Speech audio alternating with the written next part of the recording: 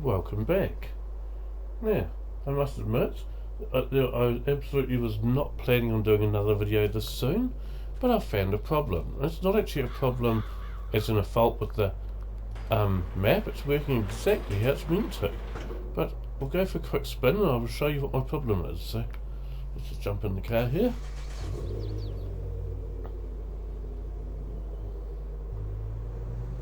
Okay.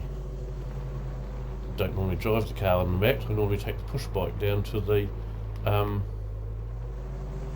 yard I've got there, because then I can take that gravel and dirt road behind us. I don't take the car on that road, but the mountain bike I have no issues with.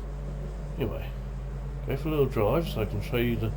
So one of the things I noticed with this map very early on, which wasn't an issue at all, could be slightly annoying I suppose, but it makes it more realistic, so I don't mind, is that the gate into the yard there, that's the yard where you can, the vehicle trader yard, that gate only opens at certain hours of the day. I think it opens from about 9 AM till 5 PM or something like that, which is a problem if you decide you want a new mower or something and it's not between those hours, but you just have to wait until it is between those hours in order to buy your new mower. So that's realistic, so I don't mind it. It can be slightly annoying at times, but I really don't mind it. But I shall show you the problem I've come across. Oh, better. That's better. Get some more speed up. Using the gears. Feels funny actually to have the steering wheel on this side of the car, because of course I'm used to having the steering wheel on the other side. And most of the vehicles I drive on these maps are either tractors that sort of have the steering wheel in the centre, or I choose right-hand drive vehicles. It's not often at all I have a left-hand drive vehicle on any of my maps.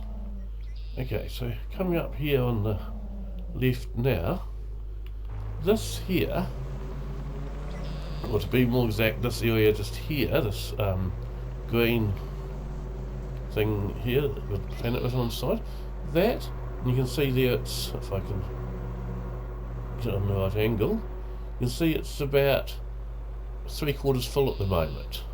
Okay, this is the only place on this whole map, a bit close to it so I'm actually hopping in it. Oh, actually that's an easy way to show you how full it is. No, it's not, it doesn't show you. Anyway, this bit here is the only part on this whole map where you can sell silage bales. Okay, there's no other silage sell point on this map. And the problem I have is that yesterday, I did 3 baling contracts. Now, on any map, whenever you do a baling contract and you've made all the silage bales and you've gone and sold all the ones you've gone and taken all the ones down you need to take down to fulfill the contract, you always get a few bales left over that you can either keep or you can sell for money. Now obviously, since I don't have a farm on this map, I don't have any animals or anything, so I don't have a use for silage bales, so I bring them down here to sell them, the extra ones. Anyway, yesterday I did 3 baling contracts. I ended up with about 25 bales left over from all 3 added together that was spare after fulfilling the 3 contracts. I discovered that this only only sort of, what's the word I'm after, only kind of chews up the bales at a certain speed. So I actually had to skip a day. So it was the day before yesterday I did the 3 contracts. I had to skip a day in order to be able to sell all the bales that I had. I had nowhere to store the bales, so I'd put them all just over here, sort of thing, just in one of the silage pits, but obviously they've already baled up silage, so they didn't need to go in a pit. I just put them there for the time being until I could sell them all. But yeah, it was a bit of a problem having to actually skip a day in order to be able to sell all the bales. And if I'd tried doing a baling contract before I'd skipped that day and sold all my bales, I wouldn't have been able to drop off those bales and get therefore complete the contract. So from the looks of things, I'm either going to have to not do too many baling contracts each day, or I'm going to have to keep on skipping days quite regularly, sort of fast forwarding through days just so I can sell the bales that I'm making, the extra bales. So it's not a problem. And I suppose in real life, you know, if you had somewhere where you were selling silage bales to or something, they wouldn't just take endless number of silage bales forever, because they're going to be on selling them or whatever, so they can only take so many at a time, because as many as they can flick on. So I suppose it makes it very, very realistic, having it like that. But yeah, it was just slightly annoying, so I had to skip a whole day where I didn't go and do any baling contracts in order to get rid of all the bales I already had. Now, another thing I have fixed up now, if we pull in at the fuel station here, I've managed to find a mod that was of a diesel pump. So as you can see, I've now got these petrol pumps here that don't actually work, so you can't fill up your vehicle with gas using these pumps. They're decorative only. But I had put those big red tanks there. I've now got these pumps here in the middle instead, and those ones do work. And I've got one there and one over here, so I can pull up to either traffic island to fill up my tractors and things as I need to. But I think that looks a lot better than the big red tanks I put in there as a temporary thing before. And yes, they're a slightly different style from these other pumps here, but I think that's okay too, because I treat it as these being petrol pumps and this one being a diesel pump for the and which works because my tractors of course take diesel. It just means that if this car actually needs filling up, if I use it enough to actually get the tank down low, which I don't think I ever get it that low, I will need to pull into the diesel pump, even though you wouldn't. But that actually raises an interesting question, and it's one I'd like one of my American viewers to answer if they can. So I want to talk about the different types of petrol that you can get in New Zealand, and I want to know how the octane rating compares to petrol in America. So I think that would be interesting. So in New Zealand, there's actually 4 different octanes of petrol you can get. The lowest one is 91 octane, and that's a lead-free petrol. Okay, so that one, most modern Japanese cars will run on 91 octane. A high performance car won't, but if you've got, bearing in mind, remember in New Zealand here, the majority of cars on our roads are Japanese cars. You don't often see cars that aren't Japanese on our roads. There's some Korean ones, there's the odd American one, but it really is the exception, not the rule.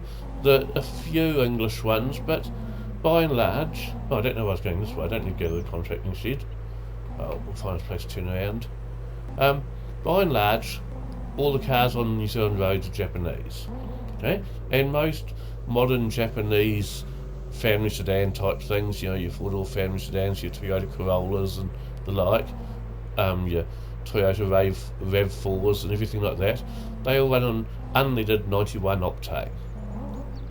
And so that's probably the petrol that it's definitely the cheapest petrol in New Zealand, is the 91 octane, and it's the one that is the most commonly used in New Zealand. Then, if you need fuel with a higher octane than that, you can get either 95 octane, 96 octane, or 98 octane. Now, my little MX-5 actually takes 95 or above, so I can run it on 95, 96 or 98, but it will not run on 91. So it's an exception to the rule of what most Japanese cars run on, and I think that's because it's a more high performance engine, that's why it needs the higher octane. It's not your average Toyota Corolla or something like that. But yeah, I'd just be really, really interested to know what the octane ratings are in the States.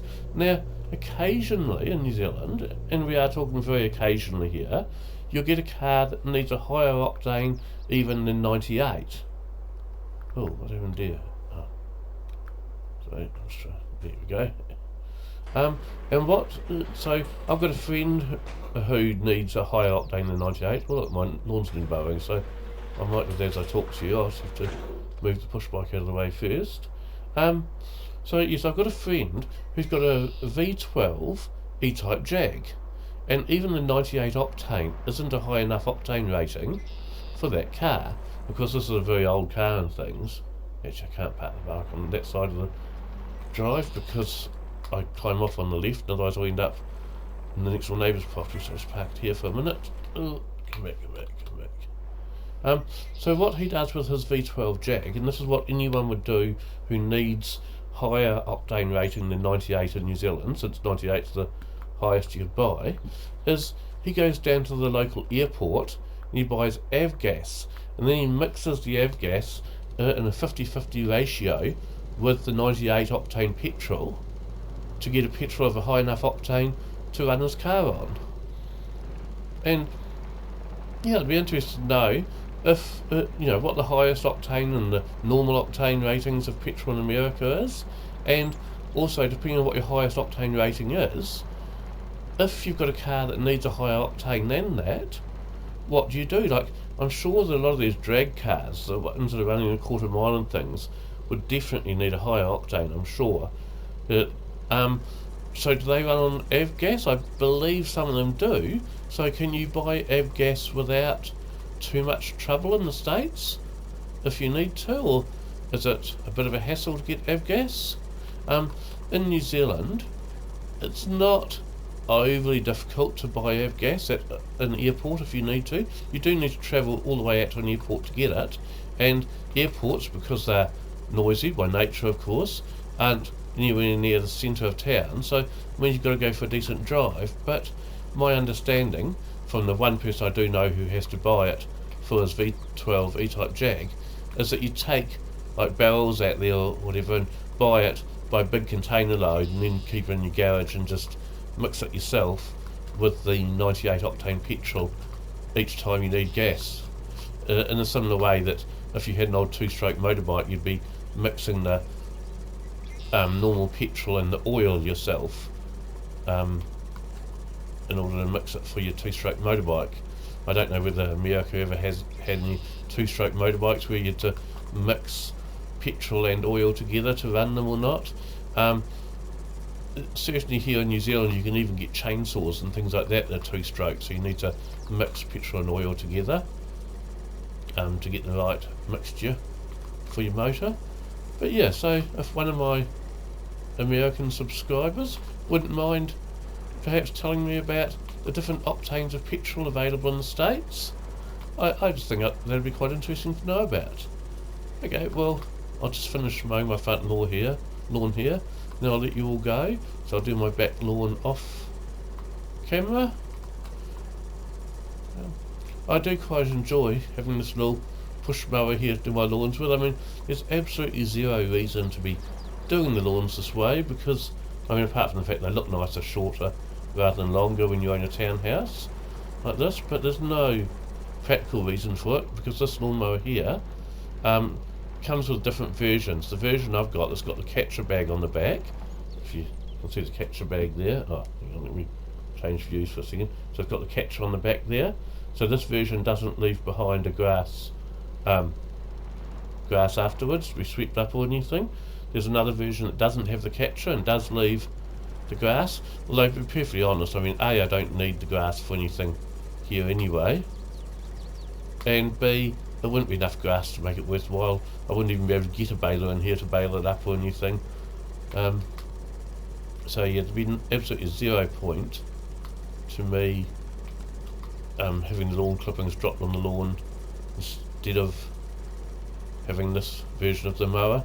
And of course, in real life, if you've got a catcher on the back of your mower like this, you have to empty the catcher all the time. This one, it's just not producing lawn clippings at all. You don't have to empty it or anything. But okay, I shall let you all go now and catch up with you later on. Bye.